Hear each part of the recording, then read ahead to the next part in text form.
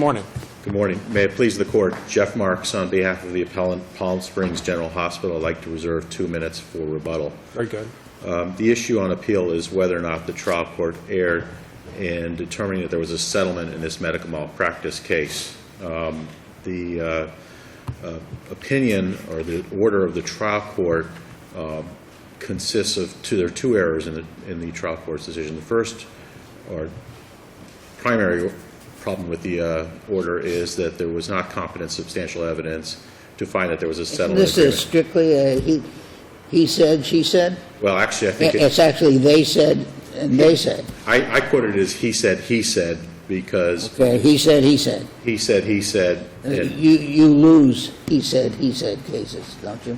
Well, we lose. The appellant never wins. He said, they said. In a general context, perhaps yes, but on a settlement agreement approval, which is based upon clear. If one of them said that there was a settlement and all the factors necessary to create one existed, and the other side says they didn't, and the judge believes the first people, you can't win. Well, I don't think that's what the evidence is, and I don't think that's what was adduced in this case, because I think the evidence and testimony from the trial that was taken before the trial court was plastered with what I would consider the second error on appeal, which was what? Plastered with what I consider the second issue on appeal, which was the mediation component of this case. And it was used to bolster the result in this case, and it should never have been before the lower court, and there shouldn't have been any discussion whatsoever. The trial court cannot. The trial court, everybody knows that this was not a mediated settlement. It was a post-mediation settlement. And what difference does it make what happened in the mediation? It doesn't make any difference, except that that is the crutch by which the whole opinion is supported, because the trial judge uses. But it says in so many words, and it's undisputed that there was no mediated settlement. The question is whether the offer existed subsequently to the mediation and whether it was accepted. And that was found as a fact, both of which were found as facts to have occurred. This is a rear-end collision case, it sounds to me. Are you suggesting as a matter of law that the court erred in considering any testimony about the post-settlement authority or the discussions remaining open post-mediation? As a matter of law, no, because that's the court took evidence and testimony about what the parties did after mediation. Right. But used the evidence of what occurred at mediation to establish credibility and to establish what occurred. You mean because of the numbers? You mean because of the numbers at mediation? The numbers in part, and also because of the analysis applied by the trial court. But how? I don't understand how one thing had to do with the other. The trial judge absolutely knew. Everybody here knows. Everybody concedes. What happened was a $600,000, $650,000. That's it. I'm not going up one, and I'm not going down one penny. And you won. Congratulations. No, we lost, Your Honor. I think he was suggesting you got the number you had put on the table, and in that sense you won. And I think that Judge Amos was correct in thinking that. I understand what the point you're making about winning, except that that's not the position of the client, because the client said that's not the settlement that we would have agreed to, and that's not the settlement that we authorized our lawyer to make. In fact, the client said, I never authorized. All of which are factual questions, though, which I think Judge Schwartz was getting to. So the question becomes, what is the legal error, the error as a matter of law, the error that we can review de novo rather than simply looking for competent substantial evidence under an abuse standard that you can hang your hat on? Well, in reverse order, it's the consideration by the trial court of anything that occurred at mediation. Why is that error? I understand you're saying it's error, but it isn't. Because what occurs at mediation is supposed to stay at mediation, and it was used. And what occurs at mediation when the mediation is either relied upon or not is not determinable. But This did not occur. But What's the best case you have, Mr. Marks? The best case would be Sherrick out of this court, but there is no... There was a factual finding that he did not agree to the settlement. Except that this order is all predicated and credibility is given to You the said witness that- for mediation. You said that over and over again. There's a piece of it, I understand your point, that there's a piece of it that the judge said logically the only way that this makes sense is if I rely upon the numbers that came out in the course of the mediation, right? Paragraph 4, the settlement confirmation letter was the culmination of several weeks of settlement discussions that began at mediation. It is undisputed that the conclusion of mediation... What is wrong about that? Because it was used to bolster testimony and evaluate credibility of witnesses. And that's incorrect. But the primary... Why is that incorrect? Because it was used to bolster. What is incorrect? What legal principle is that the trial contrary judge, to? the trial judge was weighing credibility of evidence and witnesses and considered the credibility of a witness who never should have been testifying in the first instance. Why shouldn't he have been testifying? Because the mediation and what occurred at mediation and what the mediator thought and what the party said is privileged and does not belong before the trial court in evaluating whether or not there's a Mr. settlement. Marks, if I didn't know your background, So everything flows, if I understand your legal argument, from a violation of the mediation privilege. That's correct.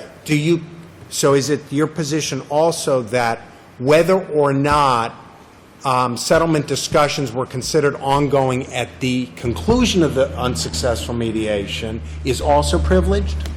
No, those are settlement discussions that occur. Okay. There's an impasse, right? Correct. Then the parties agree that discussions will remain open, or at least the evidence taken in light most favorable to the non-moving party here. Correct. Is that settlement discussions will remain open and that the defense attorney has the authority to continue those discussions. Is it your position that those are privileged as well? No, that testimony? No, I think that would be, if anything which is not reflected in this order is carved out for mediation. That's not what occurred because we always go back to the fact that it was the mediator who was testifying. What says that in such a situation what happens in mediation is irrelevant? Because What says it? Give me a case. There's a statute on the mediation privilege that what says... case? The statute doesn't apply to this situation. But- Now, what case do you have? Well, Mr. Marks, all you have to do is say, there is no case. I'm not aware of any case except that there's a You know, statute which says that... You know why you're not aware, despite your assiduous ability to research and to determine whether such cases exist or not? You know why you're not aware of it?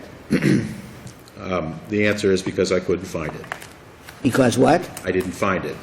The reason that you didn't Because it find it? doesn't exist. It doesn't exist, right.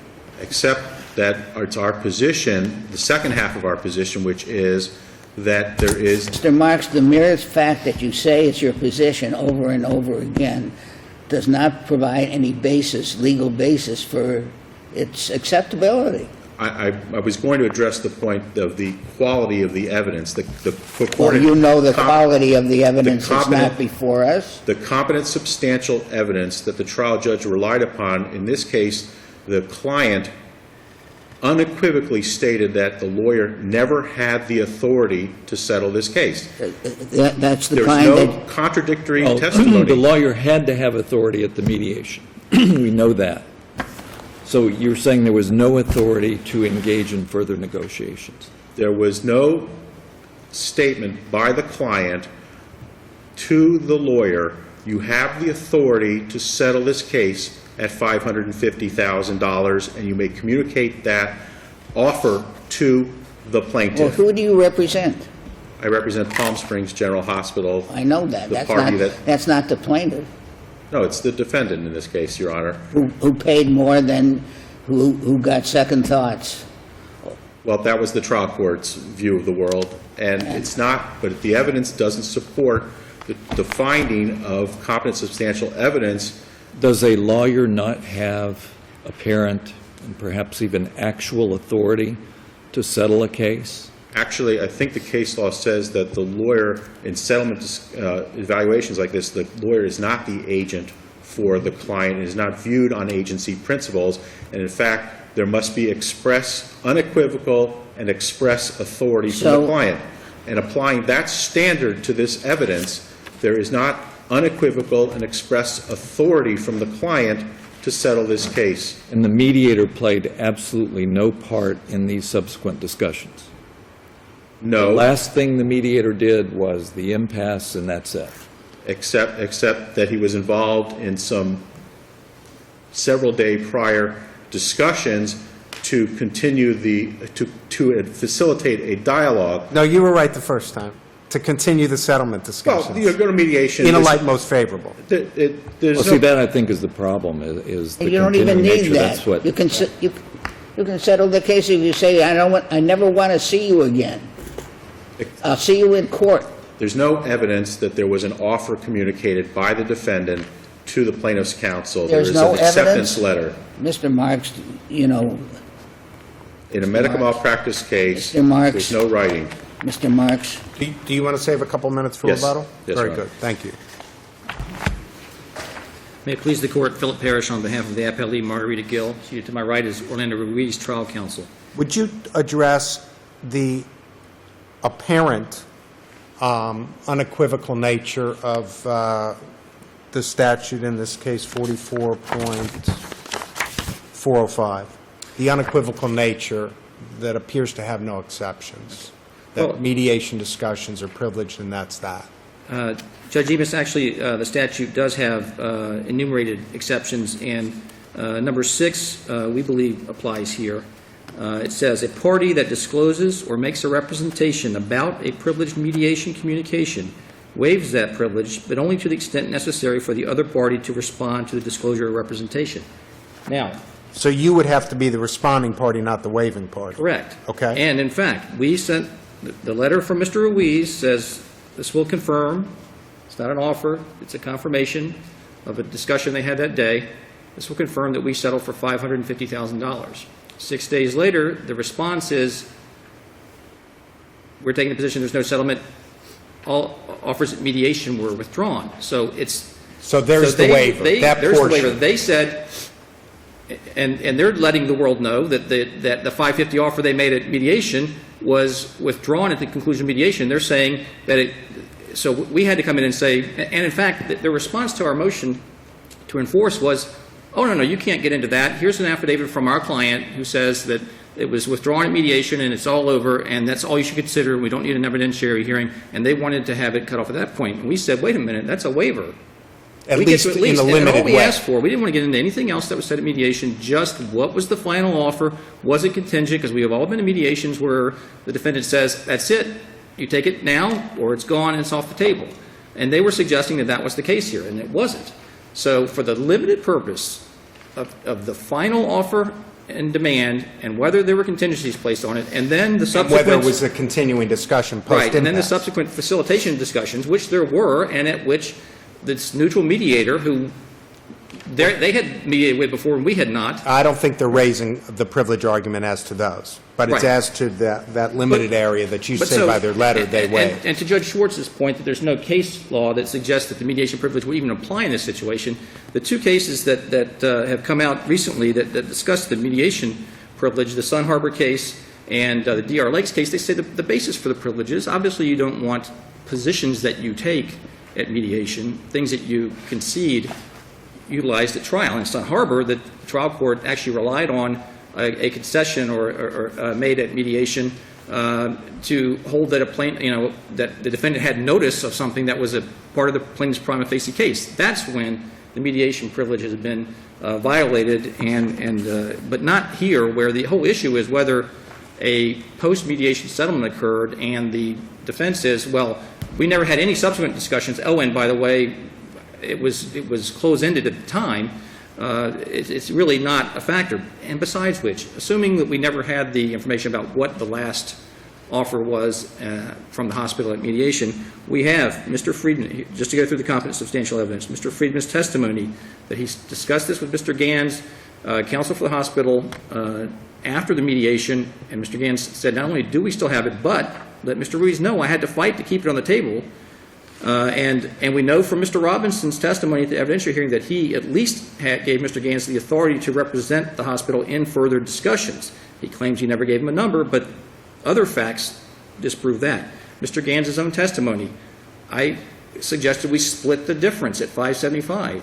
The difference between 0, which is what they say the offer was on the table, and 600 is not $575. The difference, $575 is the difference between $550 and 600, as the trial court found. What do you say to Mr. Marks's assertion that a lawyer does not have agency or apparent authority to settle without express written authorization by the client? Well, I think that there can be circumstances where there's a dispute. The cases that discuss that are cases where there's a dispute, like Sheriff, between the client and the attorney. In this case, they were both on the same page. They both came in and testified, I didn't have that authority. The trial court found that to be incredible. That's on the other side. Right. And in any event, Mr. Robinson testified. We specifically, our cross-examination of Mr. Robinson was very short. We established from him that, yes, Mr. Gans was our representative and had the authority to discuss with the facilitator and with Mr. Ruiz settlement offers. In the cases they cite, there's a dispute as to the very existence of the agency relationship because of a breakdown, because of a dispute between the attorney and client. Right. Sheriff, Here it's simply, there is no dispute as to the existence of the relationship, but rather the extent to which they And they're have simply just saying we both agree, by the Sheriff- way, and both Sheriff- client and agent. And Sheriff, the lawyer, Right. was the adversary of the client. Absolutely. He had an argument in line appointed when there was no basis for it. I mean, that's a vastly different situation here. You know, this is before the court after a bench trial, essentially, an evidentiary hearing.